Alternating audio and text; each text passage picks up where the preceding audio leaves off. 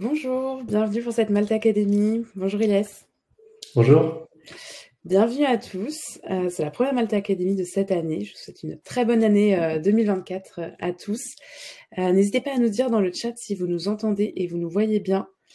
Je vais vous laisser regarder. Ça m'en a l'air. Parfait, c'est très bien. Sachez que la session est enregistrée, donc si jamais vous voulez revoir une partie, n'hésitez pas, vous pourrez la revoir, on vous l'enverra juste après l'événement.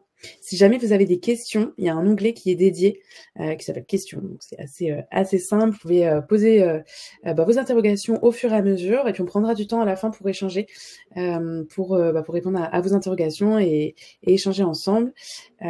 Également, il y a un sondage que vous pouvez remplir, c'est facultatif. C'est un peu pour savoir quelle est votre expérience, qu'est-ce que vous cherchez aujourd'hui. Ça va pouvoir, ça va aider en fait Elias pour adapter justement ensuite ce qui vous dira au cours de cette Malte Academy. Je vais faire une très courte introduction avant de lui passer la main. Donc, je suis Céline, responsable des événements pour les freelances et les consultants en France. Mon rôle, c'est d'organiser un certain nombre d'événements, dont ces webinars. Donc, n'hésitez pas à me faire vos retours si vous avez des attentes particulières sur des événements, des formats, des sujets. Je suis là pour ça, donc vraiment, n'hésitez pas à me transmettre ces retours. Et je voulais également vous partager quelques ressources que l'on propose chez Malte pour la communauté, pour vous aider dans votre quotidien de freelance. Donc je vous enverrai les liens directement dans le chat, mais on propose pas mal d'événements comme ce qu'on fait aujourd'hui. On a aussi des séries d'articles. Là, j'ai mis en avant en particulier celle sur la gestion de votre relation avec les clients, plein d'articles hyper intéressants. Et pour gérer votre quotidien, on a aussi un réseau de partenaires qui peuvent vous accompagner sur différents sujets comme la formation, la comptabilité, préparer sa retraite, tous ces vastes sujets pour le quotidien de freelance. Je vais aussi vous les partager dans le chat. Voilà pour moi, c'était, comme je disais, assez rapide. Je vais pouvoir laisser la main à Elias qui va pouvoir nous partager son expérience et ses bonnes pratiques. Et moi, je reviens à la fin plutôt pour la partie questions-réponses. Je te laisse la parole. Super, merci Céline. Bonjour à tous. Tout d'abord, merci d'être venus si nombreux. C'est un honneur pour moi d'ouvrir 2024 avec ce Malte Academy. Je me présente, je m'appelle Elias. Je développe des applications mobiles avec Flutter depuis 2 ans maintenant. Depuis 2 ans en freelance, c'est important de le préciser. Avant d'être développeur Flutter, j'étais développeur back-end pendant 4 ans, mais bon, on va pas vraiment revenir dessus. Mais ce qu'il est important de préciser, c'est que j'ai fait la bascule du back-end au Flutter en même temps que j'ai fait la bascule du salarié au freelance. Comme je pense qu'ici, on est sur Malte Academy, donc la plupart sont soit freelance ou en tout cas freelance en devenir. Vous savez sûrement que c'est 2 manières de gérer des projets assez différents. Et donc on va parler un petit peu de tout ça aujourd'hui. Pour présenter un petit peu ce que j'ai pu faire, voilà, pour étayer un petit peu le retour d'expérience que je vais vous faire. En 2 ans, j'ai eu l'occasion de travailler sur vraiment différents projets de tout type, de tout scope, que ce soit des projets Malte avec des clients directs, ou que ce soit avec des clients de type startup, des applications à scale assez réduit où j'ai l'occasion de développer l'application de A à Z ou alors à 1 voire 2 développeurs maximum, ou alors travailler sur des projets de plus grande envergure, intégrer un grand groupe, intégrer une équipe. Là aussi, vous savez que c'est 2 types de travail bien différents. On va se concentrer aujourd'hui plus sur la manière de gérer un projet quand on doit le gérer soi-même intégralement, donc plus des projets de plus petit scale, même si ce que je veux dire, ça s'applique forcément à un petit peu tout type de projet.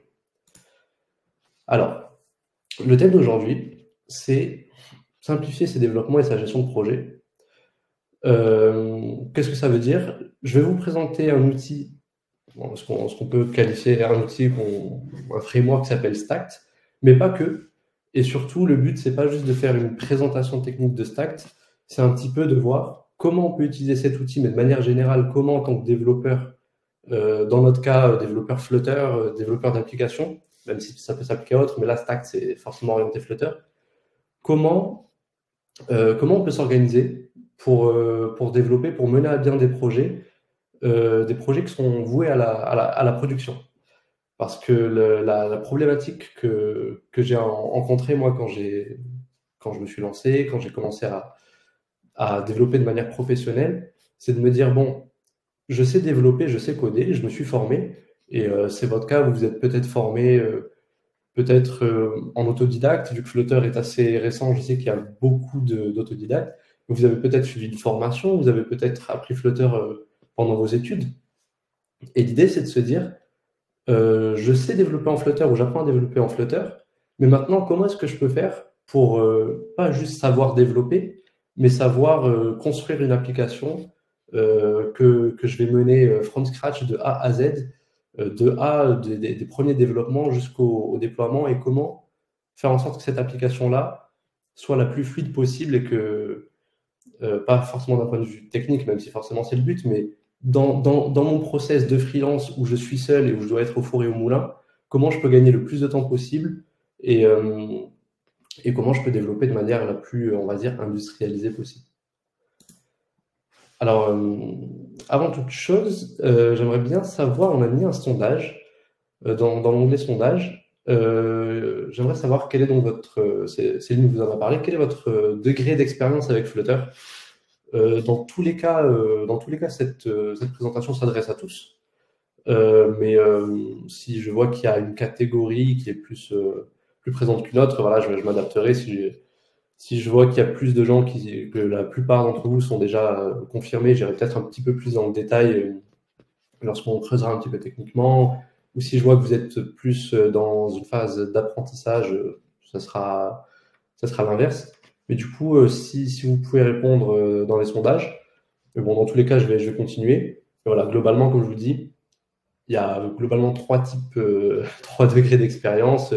Soit vous êtes en train de découvrir Flutter et vous participez à cette Malte Academy pour voir un petit peu comment ça fonctionne, comment Flutter peut être destiné ou non pour la production, ou globalement, voilà, ça vous intéresse, donc vous regardez un petit peu.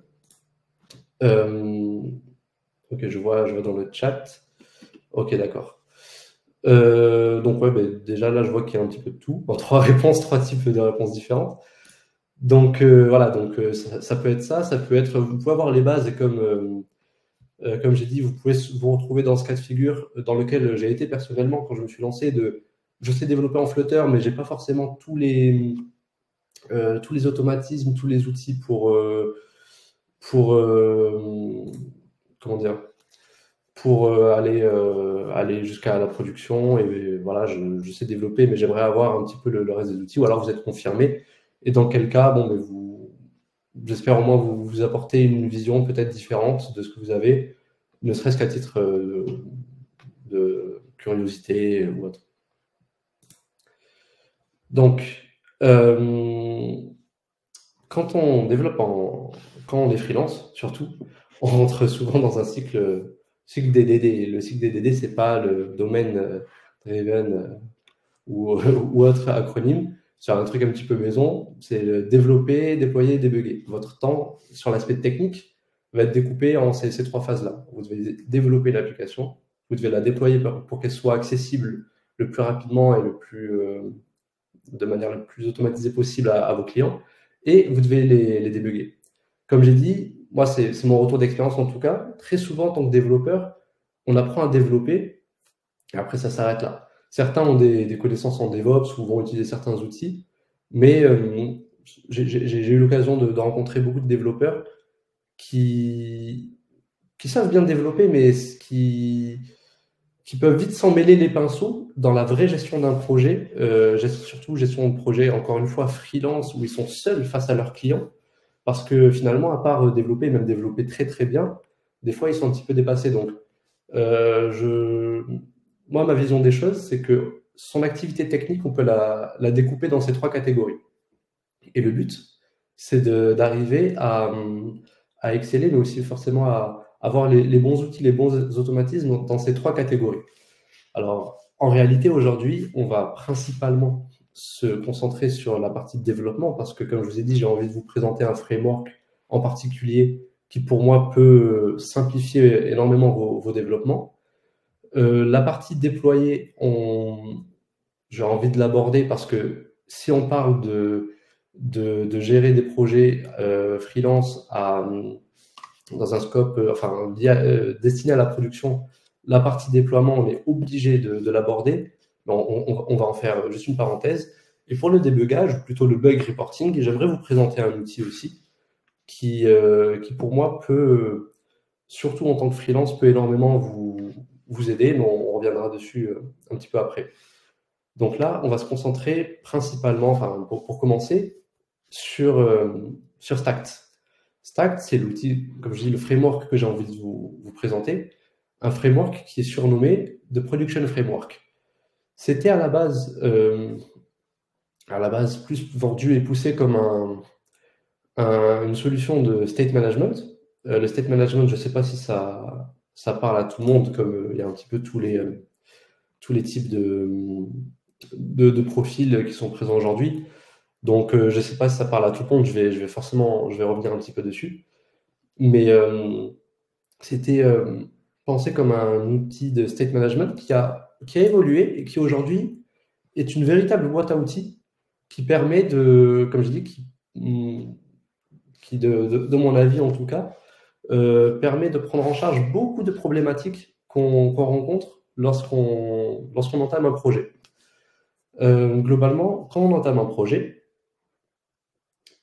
alors, je vois une première question, je vais y répondre juste après, Alice. Quand on entame un projet, on a, encore une fois, de mon expérience, c'est moi les questions que je me pose en priorité, c'est ce que je vois beaucoup de développeurs aussi se poser en priorité. On se pose généralement deux questions en Flutter ou en mobile de manière générale. Quelle solution de state management je vais utiliser et quelle architecture je vais implémenter. Là, avec Stact, pour moi, une première plus-value, c'est qu'on va répondre à ces deux problématiques qui sont assez centrales. Donc, comme j'ai dit, c'est un outil de state management, je vais rentrer un petit peu plus dans le détail après, mais qui va également implémenter un design pattern, le design pattern MVVM, ce qui va structurer votre application. Je vais vous présenter forcément un petit peu plus tard comment c'est structuré, comment se représente le MVVM en Flutter et avec Stact. Mais voilà, donc en utilisant Stact, vous avez votre architecture qui est mise en place, votre state management qui est prêt à l'emploi, mais ça va aussi plus loin. Vous avez aussi tout ce qui est injection de dépendance qui est géré. Vous avez un outil de navigation qui est intégré et aussi une CLI assez puissante qui va vous permettre de gagner du temps en évitant principalement le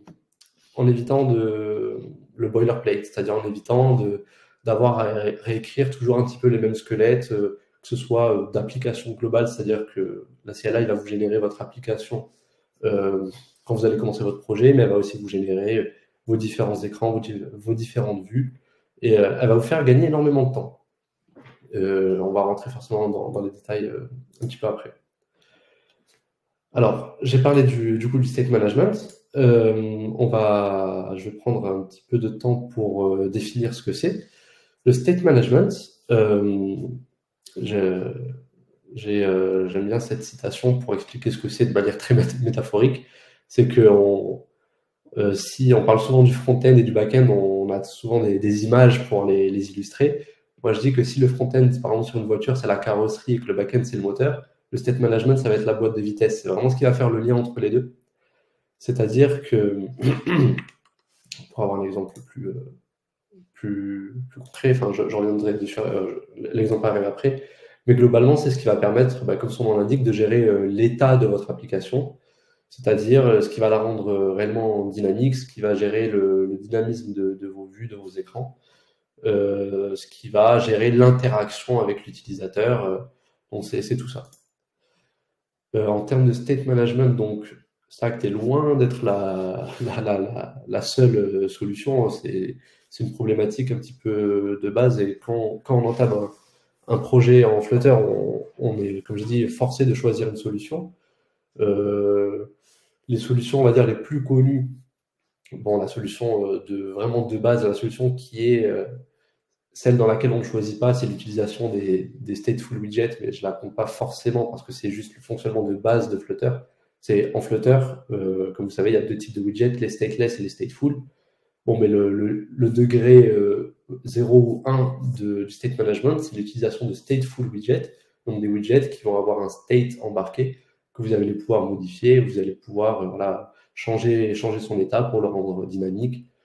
L'exemple le plus connu du bouton sur lequel on clique et qui s'incrémente, voilà, ça peut être fait très simplement avec un stateful widget, mais quand votre application va grossir, quand vous allez voilà, développer une vraie application, encore une fois, qui est un projet réel pour un client, c'est très très très très rare, voire impossible que l'utilisation des stateful vous satisfasse. Donc vous allez utiliser une solution existante. Il y a Provider, il y a Riverpod, Block, qui sont un petit peu le trio de tête en termes de représentation. C'est un petit peu les plus connus. Stacked que je vous présente aujourd'hui, c'est vrai, n'est pas forcément la solution la plus répandue. Mais voilà, je vais vous présenter ces atouts, vous montrer pourquoi je pense que vous pouvez vous intéresser, en plus du fait que voilà, ça va au-delà du state management. Donc globalement, toujours sous forme d'exemple, et on rentrera dans le code un petit peu plus tard.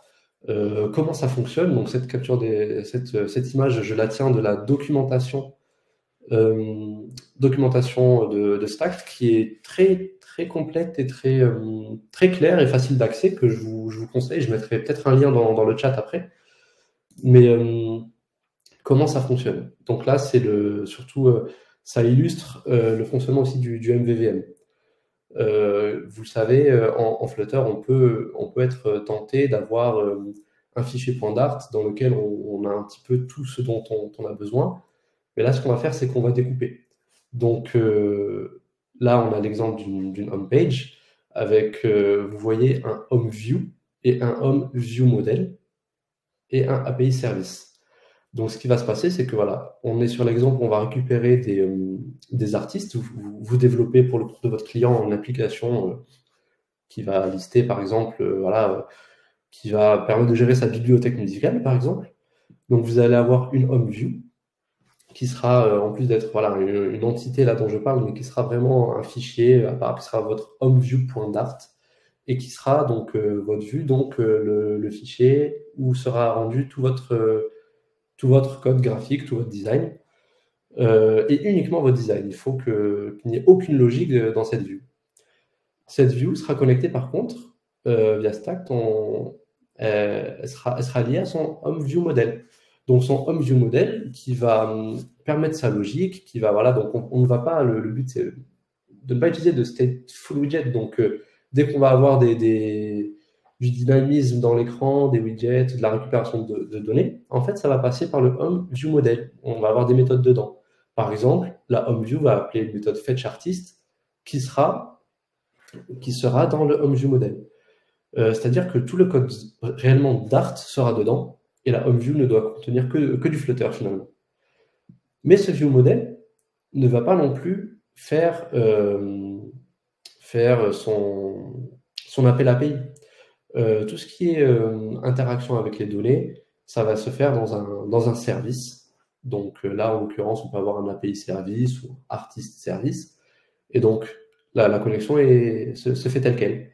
Le service se connecte à la base de données qui peut être ou à l'API ou même à un storage interne, peu importe, va refaire descendre les données au ViewModel, qui va même potentiellement les formater, les rendre prêts à l'emploi pour sa view, qui va se contenter de les afficher. Donc voilà, forcément, c'est pas la première fois, j'imagine que vous entendez parler d'un découpage de responsabilités. Il n'y a pas que Stacked forcément qui propose ça, et dans tout projet, ça doit être une des priorités de savoir découper les responsabilités. Mais Mais là, c'est cette manière qui est proposée et qui est, à mon sens, assez découpée pour être propre, maintenable, réutilisable, scalable, mais qui a le mérite d'être aussi rapide à implémenter et d'être clair et accessible. Donc voilà, dans l'exemple d'un projet qui scale un petit peu, on peut voir que forcément vous allez avoir différents services, vous n'allez pas avoir un API service avec tout dedans, mais là juste pour illustrer, vous pouvez avoir différents services, dont ce que Stack appelle des services de façade. Ça sera à vous de l'orchestrer, car en réalité, techniquement parlant, il n'y a qu'un type de service, mais après ça va être à vous de les aménager, de les aménager de cette manière-là. C'est-à-dire que vous allez avoir des services orientés, ce qu'ils appellent les services de façade, c'est des services plus orientés métier, comme là par exemple un artist service, mais qui lui va faire appel à des services plus techniques comme celui de l'authentification, l'API, l'ADB, ou ça peut être autre chose. Mais voilà, globalement des services qui sont plus dans la tech dure et qui sont moins logique métier. Là où voilà, l'artiste service, lui, va pouvoir voilà, faire la façade avec les autres et mâcher un petit peu le travail du modèle. Ça permet d'avoir voilà, même les services, il faut les découper pour pas que ça devienne forcément des fourre-tout. Et un service peut faire appel à plusieurs services, tout comme un view model peut faire appel à plusieurs services aussi, mais le but c'est que les services soient quand même les points d'entrée principaux pour après voilà, accéder aux données qui comptent. Alors la CLI, tous ces services-là, comme vous l'avez vu, là globalement, si vous avez peut-être compris que on va dire à minima, si j'ai envie de créer un écran, ça va me demander de créer, on va dire, oui, Alice CLI Command Line Interface. Désolé, je ne l'ai pas précisé, mais c'est ça. C'est exactement ça. Je vais l'illustrer aussi, je vais en faire une petite démonstration. Mais voilà, c'est donc dans le terminal tout un tas de commandes que vous allez pouvoir entrer qui va vous générer en fait vos vues modèles. C'est que comme ce que je voulais illustrer, c'est que quand vous allez avoir un écran, vous allez avoir normalement un minima trois fichiers associés. Vous allez avoir une view dans un fichier, un view modèle dans un autre fichier, et si cet écran est connecté, par exemple, va se connecter à une API, ben, elle va se connecter à un service qui sera dans un fichier aussi. Ça peut devenir, quand on a beaucoup d'écrans, ça peut devenir assez lourd à chaque fois créer tous ces fichiers. Dès qu'on veut faire un petit écran, créer la view modèle, les connecter entre les deux. Voilà, donc c'est là que la CLI intervient et qui permet de générer tout ça, ce qu'on appelle donc le boilerplate, en une commande. Je vais vous montrer tout ça. J'ai préparé un petit projet de démo qui illustre un petit peu tout ce que j'ai montré. Donc, c'est l'heure du partage d'écran.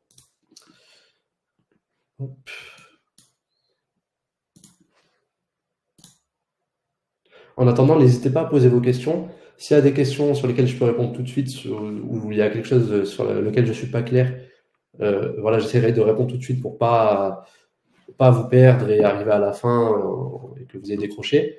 Et sinon, pour les questions un peu plus générales, j'y répondrai directement à la fin. Mais s'il y a des zones d'ombre dans ce que je dis, vraiment, n'hésitez pas. Je regarde un petit peu. Voilà, alors.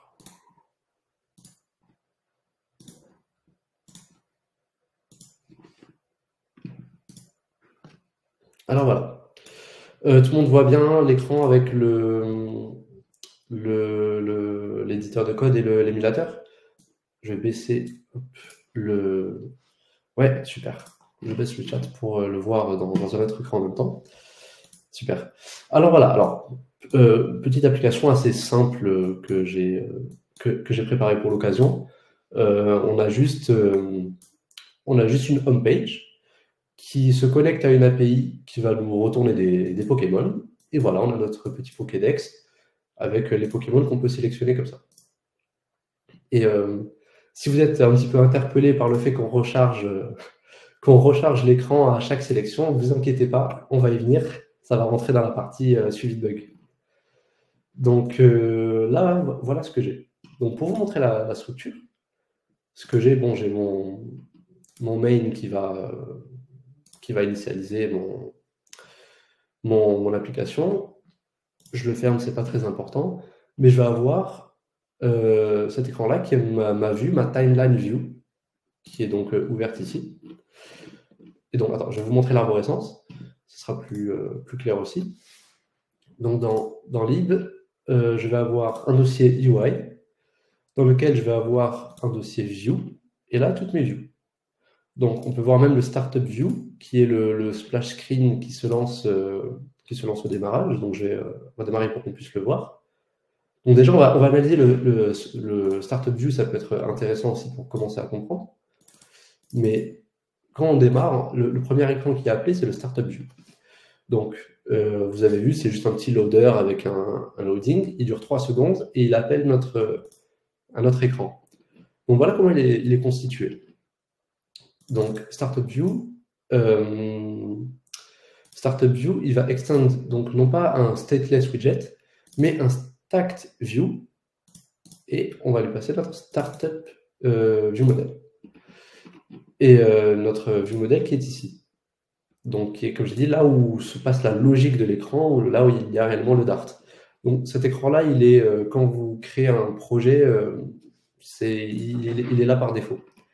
Donc, on a notre rendu graphique avec notre scaffold, notre texte stacked, notre loading, voilà, le circular progress indicator. Et voilà. Et donc, ce qui se passe, c'est que on va implémenter notre onViewModelReady qui va appeler donc une méthode dès que... C'est la manière d'appeler une méthode dès que l'écran est chargé. Et donc, cette méthode, ça va être celle-là, run startup logic. Et pourquoi je tiens à vous la montrer? Parce que je vous ai parlé au début de la navigation qui est intégrée dans Stacked. Donc ce qui se passe, c'est qu'on fait un wait de 3 secondes pour avoir l'effet loading du démarrage. Vous pouvez remplacer, donc avoir votre logo, le logo de votre client, ce genre de choses. Mais ensuite, pour changer d'écran, pour pousser un nouvel écran, tout simplement, on va avoir notre navigation qui est un service. Donc, je vous ai parlé des services qui peuvent être soit métiers, soit assez techniques. Là, en l'occurrence, Stack nous fournit un service de navigation et qui nous fournit les méthodes suivantes. Donc, j'ai créé mon écran timeline. Et bien maintenant, je vais avoir mon navigation service qui va avoir une méthode replace with timeline view. Et ça nous a remplacé l'écran par cet écran-là. Donc, je vais vous montrer comment on peut générer justement nos écrans et autres. Mais avant ça, je vais vous montrer du coup cet écran-là, le fameux écran timeline. Cet écran timeline, donc, encore une fois, il est dans le dossier timeline. Vous voyez le view model. Donc le view, comme pour l'écran de startup, donc il extend une stack view et on lui link le view model. Et petite nuance, on n'est plus sur une méthode build mais builder, mais en réalité c'est pareil. C'est la méthode qui va rendre votre design et qui va donc retourner là en l'occurrence notre scaffold avec donc voilà les éléments graphiques, notre petit bouton ici dont je vais vous parler après, mais voilà, qui va avoir ici la récupération de nos données. Vous le voyez, j'ai aucun appel API, j'ai aucun appel même, j'ai vraiment que du rendu. Et ma feature builder, la feature que je lui passe, vous voyez, c'est viewModel.getPokémon. Et donc, viewModel.getPokémon, si je clique dessus, ça nous renvoie forcément dans une méthode que j'ai créée dans le viewModel. Le viewModel que voici, qui va avoir la méthode getPokémon, mais encore une fois, qui ne va pas faire appel à l'API. Le vrai appel à l'API, il se fait dans le Pokémon Service, que j'aurais pu appeler en réalité API Service, ou voilà, mais Pokémon Service, qui a une méthode getPokémon, et là voilà. Voilà où se passe le réel appel. Donc j'ai créé mon service, il a ses attributs pour avoir voilà, l'endpoint que je veux taper. J'ai créé aussi, vous voyez, un dossier modèle avec mon modèle de Pokémon, parce que vous voyez, chaque Pokémon a un nom et une image là, qui est sous forme d'URL. Donc, ma méthode getPokémon va nous renvoyer voilà, en asynchrone une liste de Pokémon. L'appel se fait, la liste s'initialise, excusez-moi, et on la retourne. Donc, ça va redescendre au view modèle, qui va, là, je peux avoir envie, par exemple, imaginons que dans cet écran, je n'ai envie de retourner, d'avoir pas tous les Pokémon que je récupère, mais seulement les Pokémon de type feu, par exemple. Et bien en fait, ça va être dans le view model que, après avoir récupéré ma liste de Pokémon, je vais faire mon filtre. Là, je ne l'ai pas mis dans mon modèle, mais dans mon modèle, je peux avoir un attribut type, par exemple. Et dans ma méthode getPokémon du view model et non pas du service, comme j'orchestre vraiment ce que je veux afficher sur l'écran, eh bien, je peux, une fois que j'ai récupéré ma liste, faire un filtre sur mes Pokémon pour que ce qui soit retourné, ce soit que ceux qui ont le type que je veux ou le nom que je veux ou peu importe. Et de cette manière-là, ma vue, qui elle ne se posera même pas de questions, qui sera vraiment la plus bête possible, ma vue, elle a juste une future, c'est ce qu'il y a dans le view modèle et ce qui se passe dedans, ça ne lui regarde pas, et elle affiche. Tout ce qui se passe après, c'est qu'elle affiche. Voilà. C'est si la connexion se fait, eh bien elle affiche voilà, le container avec la petite carte. Elle ne se pose pas de questions, elle ne fait pas de filtre, elle ne fait pas de sécurité, elle trie pas, elle ne fait rien. Elle récupère une liste de Pokémon, elle les affiche. Et comment récupérer cette liste? Eh bien voilà, je vous ai montré où ça se passe. Donc voilà, maintenant imaginons, je vous l'ai déjà montré, mais pour vous illustrer un petit peu la CLI, vous savez, moi au début, quand j'ai commencé à utiliser Stact, j'utilisais pas la CLI. Donc dès que j'avais un nouvel écran à créer, parce que là par exemple, je peux vouloir dire quand je crée sur cet écran, quand je clique sur un élément, ben, je veux que ça m'ouvre une nouvelle page. Donc cette nouvelle page, il faut que je crée une vue. Donc on pourrait dire, bon, ben, je vais dans View, New Folder, Pokémon Detail, je crée mon fichier Pokémon Detail View, Pokémon Detail View Model, je crée ma classe qui va étendre, comme je vous ai dit, Stacked View, etc. Ensuite, il faudrait que, si je veux pouvoir naviguer dessus, il faudrait que j'aille dans le... alors je le cherche, dans la navigation service, que je rajoute pour pouvoir avoir accès aux méthodes replace with l'écran que je vais créer. Mais du coup, comme vous l'avez compris, c'est pas ce qu'on veut faire. Donc, ce qu'on va faire, c'est qu'on va utiliser la CLI. Donc, pour vous le montrer en live, c'est tout aussi simple que ça. On va juste faire un stacked create view Pokémon details. Et quand on va faire ça, donc on va le laisser tourner.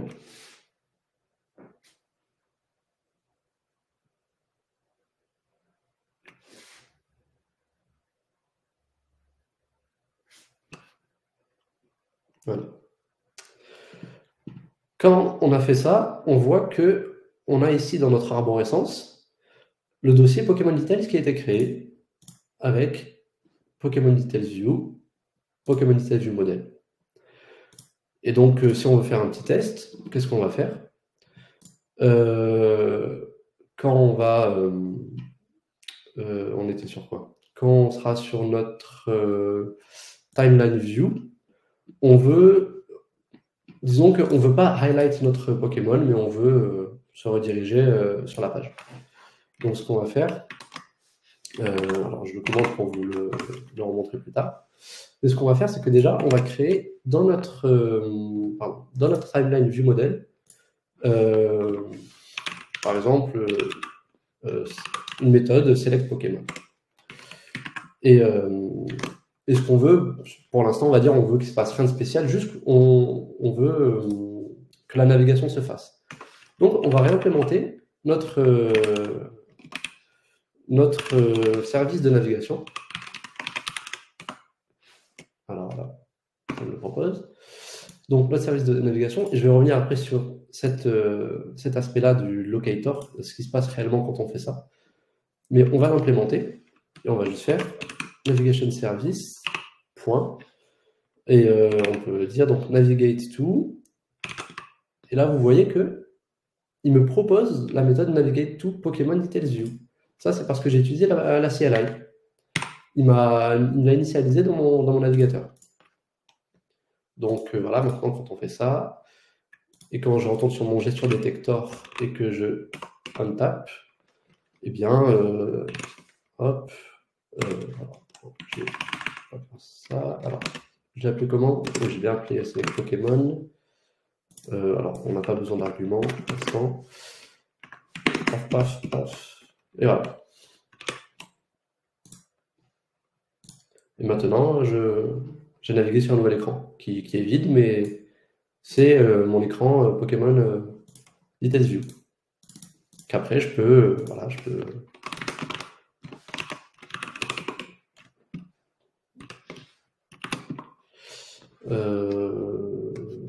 Qu'est-ce que je peux faire? Oui, bon, non, je ne vais pas m'embêter avec ça. Juste histoire de vous montrer voilà, quand même qu'il se passe quelque chose sur l'écran.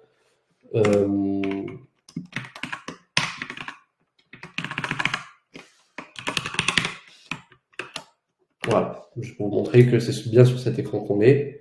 C'est bien mon Pokémon Details View que j'ai écrit. Voilà, quand je clique dessus, eh bien je navigue. Donc voilà. Maintenant,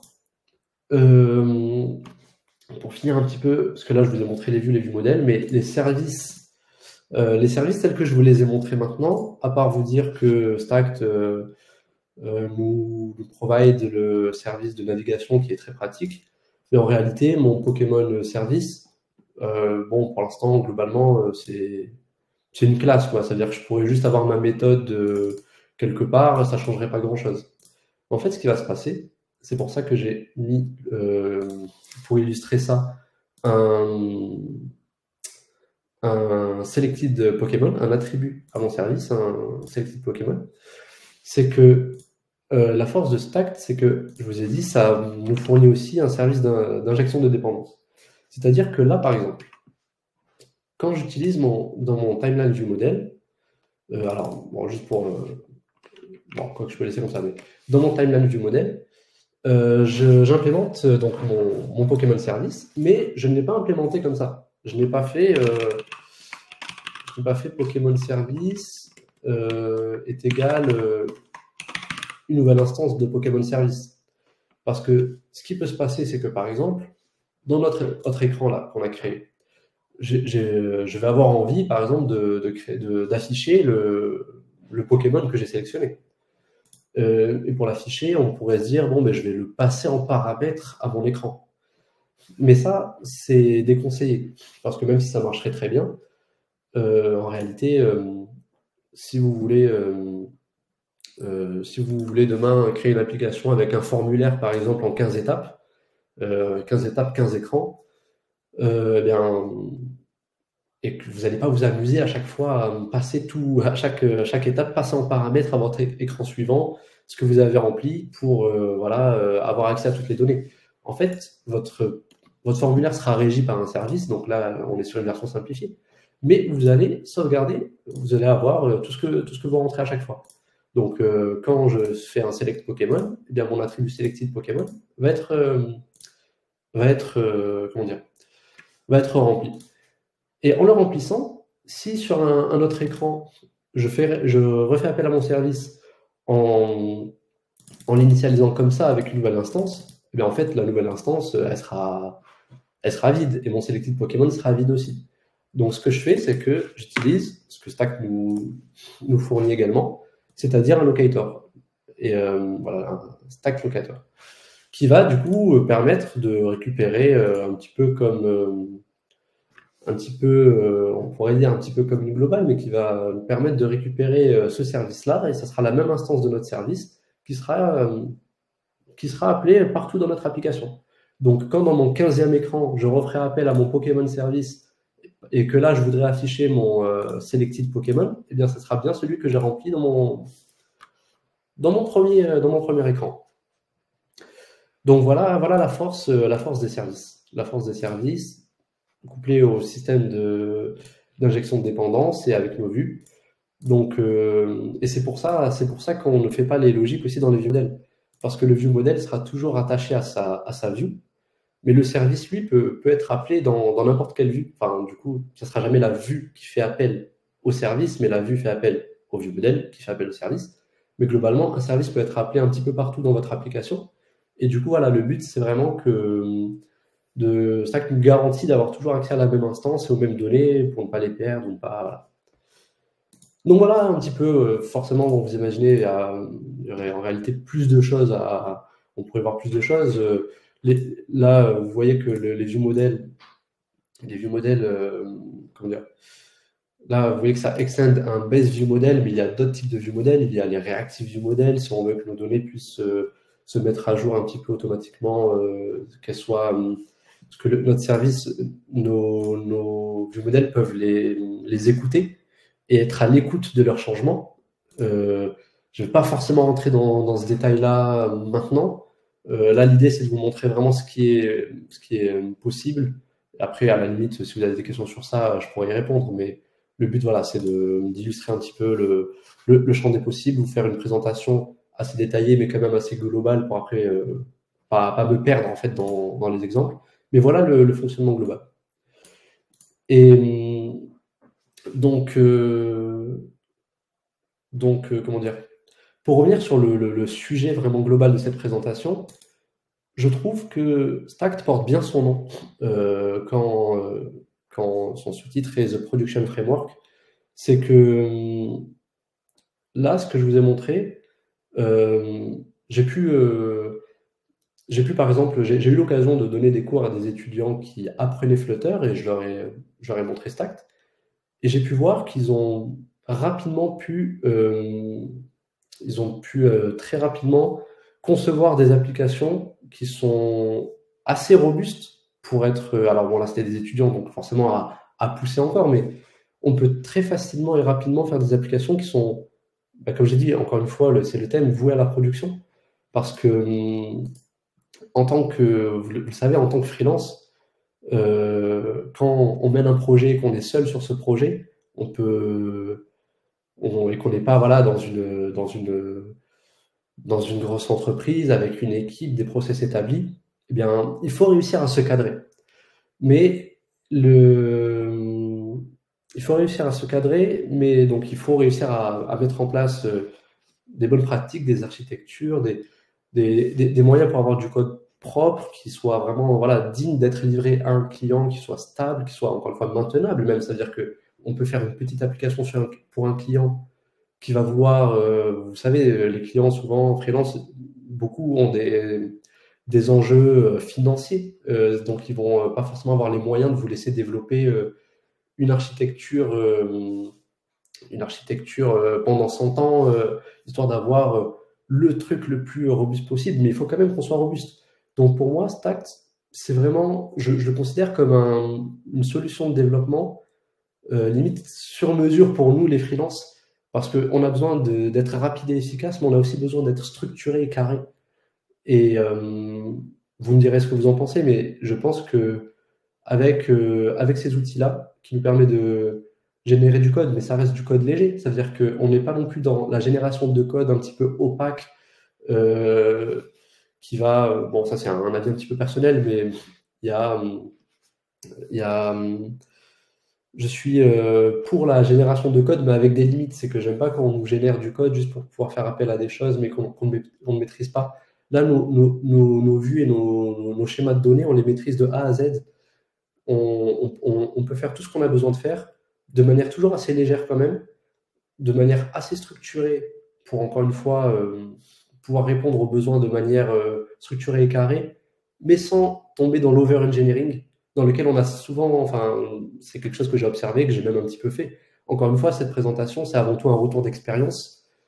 Et je sais qu'on a tendance des fois à vouloir un petit peu tout. Alors voilà, tomber dans cet over-engineering de dire ah, je veux faire un projet structuré, je vais implémenter voilà, 8 couches, 8 couches métiers différentes pour accéder à des choses. Mais en fait, on perd en efficacité et des fois ça ne sert à rien. Donc là, pour moi, bon, je dis pas que c'est la solution miracle. En réalité, toutes les méthodes sont bonnes tant qu'elles sont adaptées et c'est du cas par cas. Mais ça a souvent été vraiment la solution qui m'a permis de gagner en rapidité, en efficacité et de satisfaire mes clients, en fait, tout simplement. Donc voilà. Je vais quitter rapidement le partage d'écran et revenir dessus ensuite. Encore une fois, si j'ai pas été clair sur certaines choses, n'hésitez pas, ou si vous avez des questions un peu plus générales, j'y répondrai aussi. Mais ça, c'était vraiment pour la démonstration de Stack. J'ai pris un peu plus de temps que prévu, donc je pense que vraiment la partie c'est déploiement, je vais vraiment pas m'attarder dessus. Je pense que pour le coup, tout ce que j'ai à dire, voilà, c'est keep it simple, restez simple. Encore une fois, le message aussi que j'aimerais faire passer aujourd'hui, c'est on est des freelances, le temps est précieux, mais on doit être solide sur nos appuis. Donc trouver le bon compromis. Moi, je sais que par exemple, au début, je n'avais pas automatisé mes déploiements sur mes applications. Donc, dès que je développais une fonctionnalité, voilà, par exemple sur iOS, bon, mais que je voulais la déployer à mes clients. Donc, ils avaient TestFlight, donc j'allais générer mon archive que je déployais sur Xcode, voilà. Ensuite, j'ai commencé à me dire, bon, il faut que j'automatise, à me renseigner sur les différentes solutions, style CodeMagic, Fastlane, tout ça, qui sont très bien et que je vous encourage aussi à utiliser. Juste, si je peux, un retour d'expérience très rapide et illustrer un petit peu ce que j'essaie de transmettre aujourd'hui. Sur mon dernier projet, par exemple, ce que j'ai fait, c'est que finalement, pour essayer d'avoir quelque chose de simple et de facile à mettre en place et sans tomber dans non plus, je voulais pas qu'il y ait vraiment de pricing, des choses comme ça, j'ai juste mis en place un GitHub Action. Et bien, ça fonctionnait très bien. Dès que je pushais quelque chose, ben ça pouvait me faire gagner un petit peu de temps. Donc, c'est pas encore forcément la solution de CICD ultime que je veux mettre en place pour mes projets, que je ne suis pas encore forcément arrivé. Mais juste, je sais qu'il y en a beaucoup qui font encore et je me mets dedans, hein, qui font encore les déploiements à la main. Ça peut être très intéressant de penser à les automatiser. Je vous laisserai voir quelle solution vous convient le mieux. Maintenant, le dernier aspect que j'ai envie de vous présenter, j'essaierai de passer assez rapidement dessus aussi, c'est le suivi de bug, le reporting. Là aussi, on peut vite tomber dans un extrême ou dans un autre. Encore une fois, retour d'expérience, c'est-à-dire ce que j'ai fait ou même ce que j'ai vu, c'est que souvent, voilà, on a un client direct face à soi, voilà, c'est peut-être des clients avec qui on parle sur Malte et c'est-à-dire soit par mail, soit dans la messagerie de Malte, peu importe le canal de communication que vous avez, donc vous développez, voilà, si je reviens sur mon cycle des 3D, vous avez développé, vous avez déployé, à part si vous avez un secret que je payerai des millions pour avoir, mais vous allez sûrement avoir des bugs à un moment ou à un autre, ou des retours de la part de votre client dans votre application, et donc votre client va vous formaliser ces retours. Donc, comme je dis, j'ai souvent été dans un extrême ou un autre. Soit le client, on se parle par mail ou par Teams ou par la messagerie Malte, donc il va me faire un retour pour me dire salut Elias, j'ai pu tester l'application, j'ai quelques retours à te faire, alors il y a ça, il y a ça, il y a ça. Et dans quel cas les retours se perdent, ou alors c'est pas pratique, on perd du temps, il faut remonter les conversations. Ou alors, on va tomber dans voilà, se dire bon, il faut qu'on puisse avoir un suivi un peu plus carré. Donc, on va mettre en place un Trello, on va dire dans le meilleur des cas, ou un Jira, ou ce genre de choses, qui sont des très bons outils, encore une fois, je n'en doute pas, et même en tant que freelance, encore une fois, si vous avez votre organisation qui tourne bien avec, ne changez rien. Et je ne doute pas que ça peut être le cas. Mais j'aimerais vous présenter un outil que je trouve, encore une fois, particulièrement adapté à notre cas de figure à nous, parce que les outils de ticketing, c'est très bien, mais c'est très orienté gestion de projet en équipe. On va créer un ticket, il y a plusieurs développeurs sur un projet, les développeurs vont s'attribuer des tickets, c'est un fonctionnement très, de mon expérience, très grand groupe finalement. Donc après, là, on peut l'adapter pour que ce soit léger, je ne dis pas l'inverse, mais on peut aussi utiliser un outil qui s'appelle Wiredash. Wiredash, c'est un outil que, sans vous mentir, là, quand j'ai préparé cette présentation, que j'ai créé cette petite application, je l'ai mis en place en 5 minutes chrono. C'est que je vais vous montrer tout ça. Alors, je vais devoir remettre l'écran ici. Ah oui, vous ne voyez plus mon écran, pardon. Alors, donc, pardon, Wiredash. Wiredash, c'est une petite dépendance que vous allez intégrer à votre application qui va vous permettre, donc là, regardez, dans mon timeline view, comment dire, excusez-moi, je reprends par la base. Vous ajoutez la dépendance à la route de votre projet, votre matériel app, vous le wrappez dans un widget Wiredash. Vous lui donnez juste vos identifiants. Alors bon là, me jetez pas la pierre, c'est pas très secure friendly ce que j'ai fait de les mettre en live comme ça dans une conférence, mais bon, c'est un projet de test qui sera supprimé de toute façon. Mais vous mettez vos identifiants et c'est tout. Ensuite, vous créez, là j'ai créé mon petit bouton, dans la timeline view. Et alors juste pour confirmer, vous voyez bien mon écran, hein. Si je retourne dessus, ouais, je sais qu'il est partagé. Donc, j'ai créé là dans ma timeline view un floating action button. Et tout ce qu'il fait, c'est que quand on clique dessus, il appelle cette méthode de Wiredash. C'est tout ce que j'ai implémenté. Ajouter la dépendance, mis dans le main, à la source, mon widget Wiredash, et appeler ça. Et qu'est-ce qui se passe quand on fait ça? Vous avez vu que là, je l'ai changé, mais il y avait un truc pas très bien, c'est que, voilà, si je le remets, voilà, quand on charge, voilà, à chaque fois que je sélectionne un Pokémon, ça recharge l'écran. Ça, je le livre à mon client, il va me dire que c'est pas bon.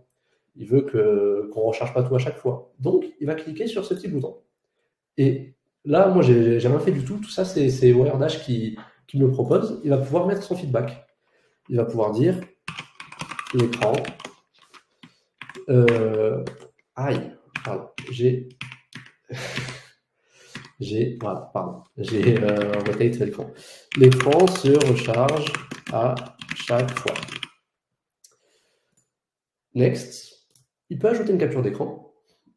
Paf. Save. Il peut en ajouter autant qu'il veut. Next. Mettre son email s'il veut, voilà, être notifié quand le problème sera résolu. Next. Valider. Et voilà. On revient à l'écran normal. Le client a fait son retour. Maintenant, si je vais dans mon... Là, c'est mon espace. Quand j'ai créé mon compte Wiredash, j'ai accès à un dashboard. J'actualise. Et là, voilà, dans Feedback, j'ai l'écran se recharge à chaque fois. Mais c'est pas tout. Si je clique dessus, j'ai non seulement voilà, la capture d'écran du client, que le client a fait. Ça peut être le client ou un bêta-testeur. Hein. Ça peut être, vous pouvez. Moi, j'aime bien utiliser ça pour que voilà, mes clients centralisent un peu leur retour, etc. Mais ça peut être fait comme ça. Et là, qu'est-ce qui se passe? Donc, non seulement on a voilà, le visuel, etc., mais très intéressant. On a aussi des données. On sait sur quelle plateforme il est, la version de l'application, le SDK, la locale qu'il a utilisée. Et même, là, vous voyez, on peut. Là, j'ai vraiment, comme je dis, ce compte Regarda, je l'ai créé en 5 minutes pour préparer cette présentation.